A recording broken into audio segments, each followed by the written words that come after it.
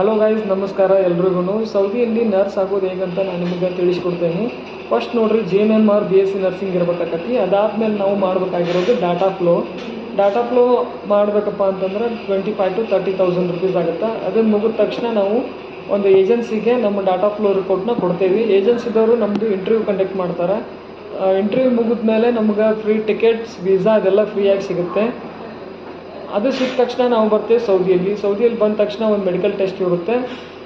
ಆಮೇಲೆ ನಾವು ತೊಗೋಬೇಕಾಗಿರೋದು ಎಲಿಜಿಬಿಲಿಟಿ ತೊಗೊಂಡ್ಮೇಲೆ ಪ್ರೊಮೆಟ್ರಿಕ್ ಎಕ್ಸಾಮ್ ಬರೀಬೇಕಾಗುತ್ತೆ. ಪ್ರೊಮೆಟ್ರಿಕ್ ಎಕ್ಸಾಮ್ 3 to 4 ಮಂತ್ಸಲ್ಲಿ ಪ್ರೊಮೆಟ್ರಿಕ್ ಎಕ್ಸಾಮ್ ಬರೀಬೇಕಾಗುತ್ತೆ. ಅದಾದಮೇಲೆ ನಿಮ್ಗೆ ಫ್ರೀ ಟ್ರಾನ್ಸ್ಪೋರ್ಟೇಷನ್ನ ಮತ್ತು ಫ್ರೀ ಅಕೊಮಡೇಷನ್ ಸಿಗುತ್ತೆ ಗೈಸ್. ಆಮೇಲೆ ಸ್ಯಾಲ್ರಿ ಬಗ್ಗೆ ಹೇಳ್ಬೇಕಪ್ಪ ಅಂತಂದ್ರೆ 4,000 ರಿಯಾಲ್ to 4,500 ರಿಯಾಲ್ ಇರುತ್ತೆ.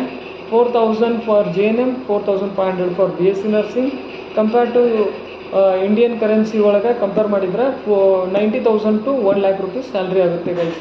ಇಷ್ಟೇ. ನನ್ನ ಇದ್ರ ಬಗ್ಗೆ ಡೀಟೇಲಾಗಿ ವಿಡಿಯೋ ಬೇಕಪ್ಪ ಅಂತಂದರೆ ಯೂಟ್ಯೂಬ್ ಚಾನಲ್ನಾಗ ನಮ್ಮದು ಡೀಟೇಲಾಗಿ ವಿಡಿಯೋ ಐತಿ, ಹೋಗಿ ನೀವು ನೋಡ್ಕೋಬೋದು. ಡಿಸ್ಕ್ರಿಪ್ಷನ್ನಾಗ ಯೂಟ್ಯೂಬ್ ಲಿಂಕ್ ಕೊಟ್ಟಿರ್ತೀನಿ, ಹೋಗಿ ಚೆಕ್ಔಟ್ ಮಾಡ್ಕೊಳ್ಳಿ ಗೈಸ್. Thank you guys.